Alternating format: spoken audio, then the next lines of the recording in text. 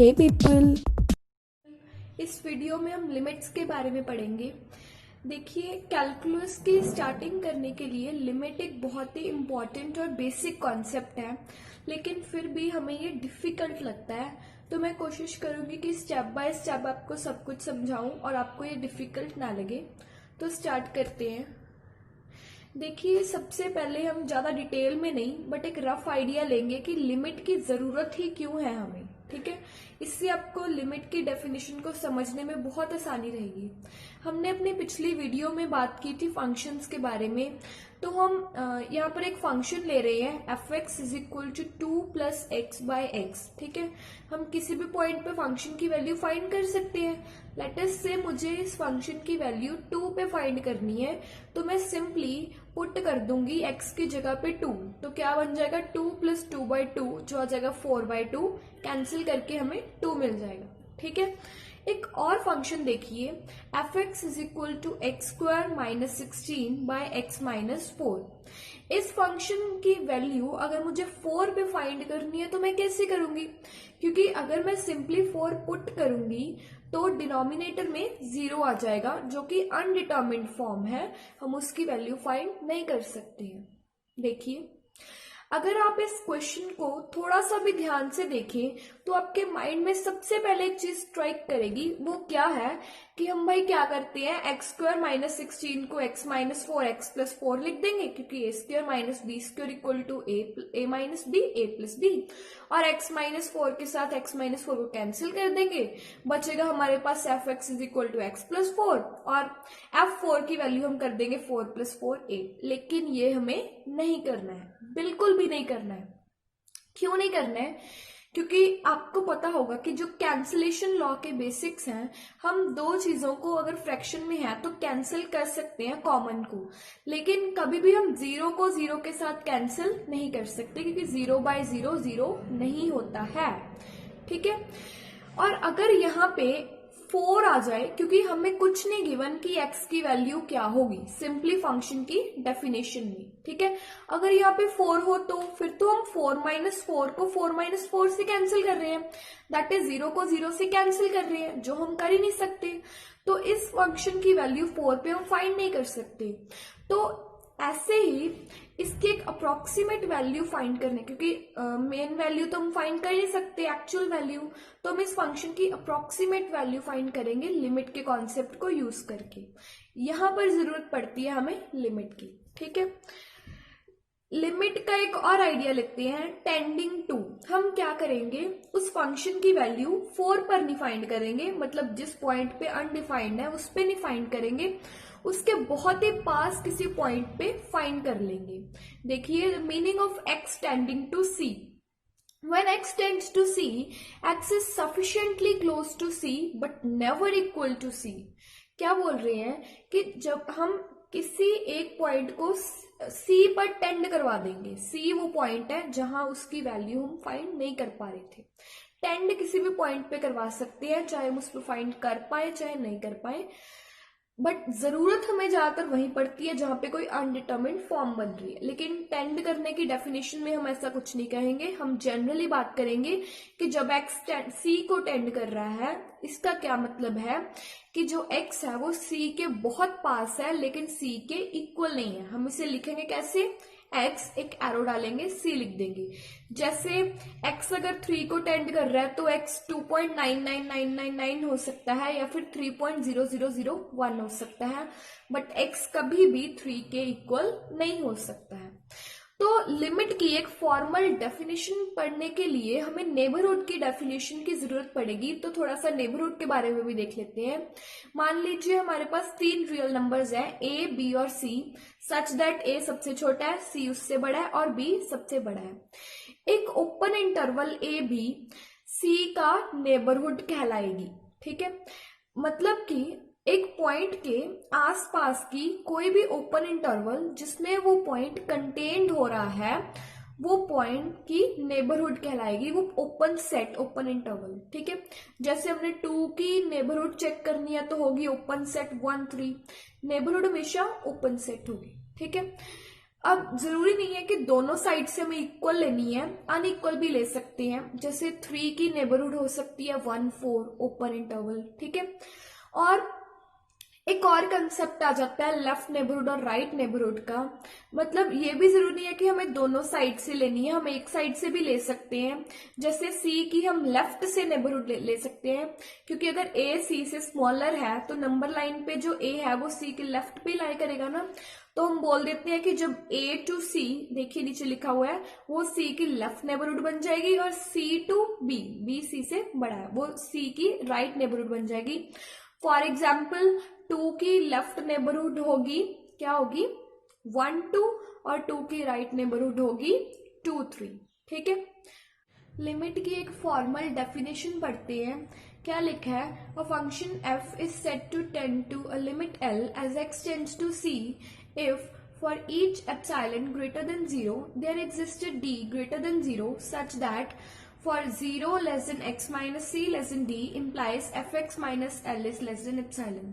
देखो, इसको समझने के लिए हमारी वही वाली एग्जांपल रिकॉल करो, x टेंड्स टू 4 वाली। तो उसमें क्या था कि हम 4 पे उस फंक्शन की वैल्यू फाइंड नहीं कर पा रहे थे। हमने देखा कि हम उसमें कैंसिलेशन भी नहीं कर पा रहे, तो हम क्या करेंगे, एक नजदीक वाला पॉइंट ले लेंगे, 4 के जो नजदीक हो। हम 4 पे वैल्यू फाइंड करने की बजाय 3.999 पे कर लेंगे, ठीक है। तो क्या होगा, हमें fx की वैल्यू मिल जाएगी। क्यों मिल जाएगी, क्योंकि अब तो डिनोमिनेटर में 0 नहीं बन रहा, डिनोमिनेटर में बहुत स्मॉल नंबर बन रहा है। तो लिमिट की डेफिनेशन भी कुछ ऐसे ही कह रही है कि जो fx फंक्शन की वैल्यू है उस पे हमें कुछ एरर गिवन है, एप्सिलॉन, ठीक है।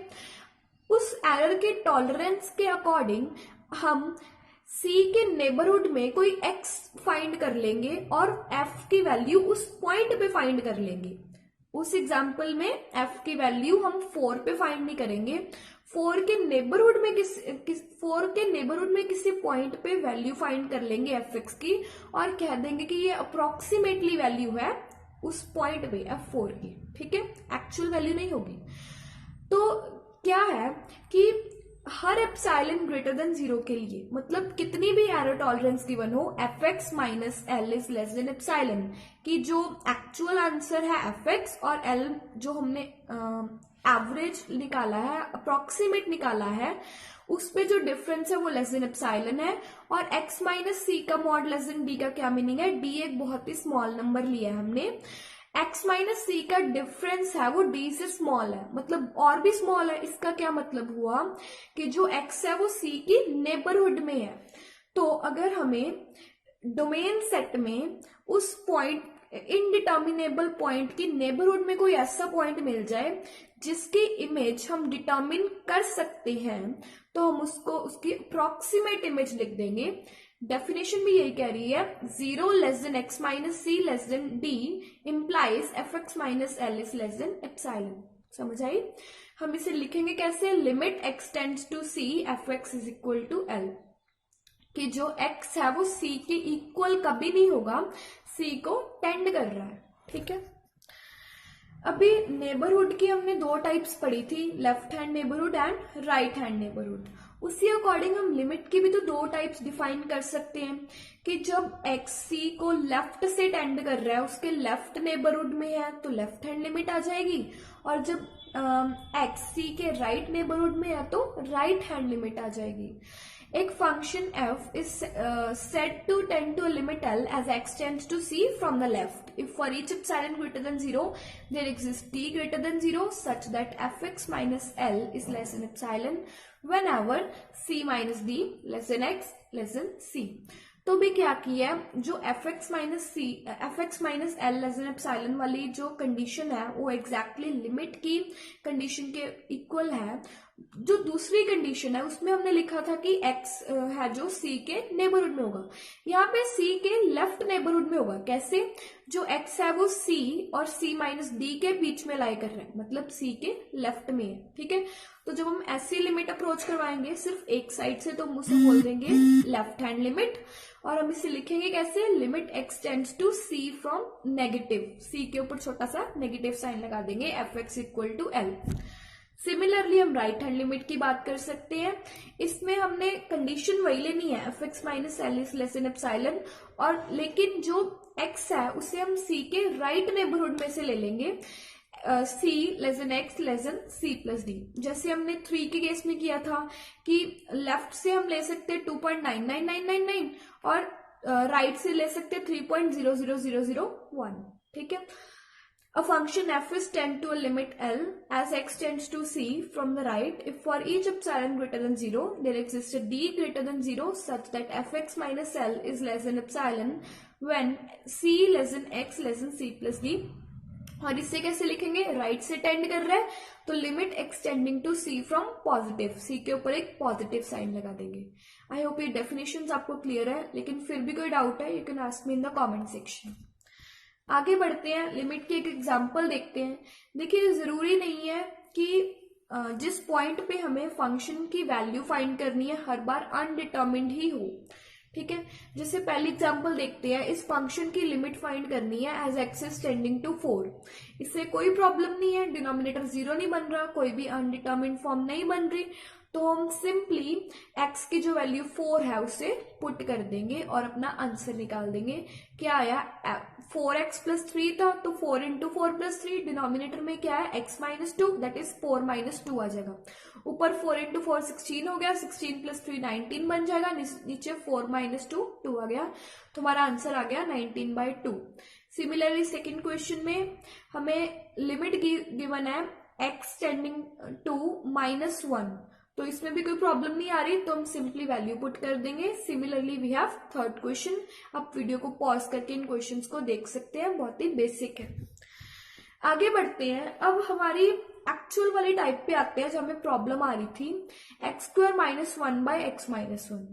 देखिए इस क्वेश्चन को, अब आप मुझे बोलेंगे कि मैंने स्टार्टिंग में बोला था कैंसिल नहीं कर रहे और यहाँ पे आप कैंसिल कर रहे हैं।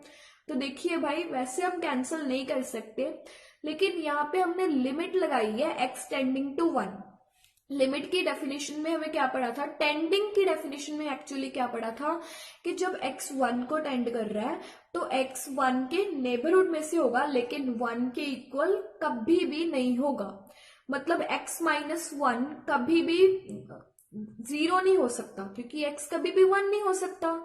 तो it is completely okay to cut x -1 with x -1, क्योंकि x -1 तो कभी 0 हो ही नहीं सकता।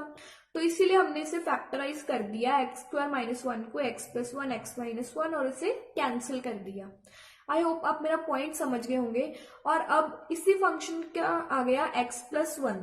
अब इसमें अगर हम डायरेक्टली 1 पुट करें तो कोई इसमें प्रॉब्लम नहीं आएगी, क्योंकि डिनोमिनेटर 0 नहीं बन रहा या फिर कोई और अनडिटर्मिन्ड फॉर्म नहीं बन रही है।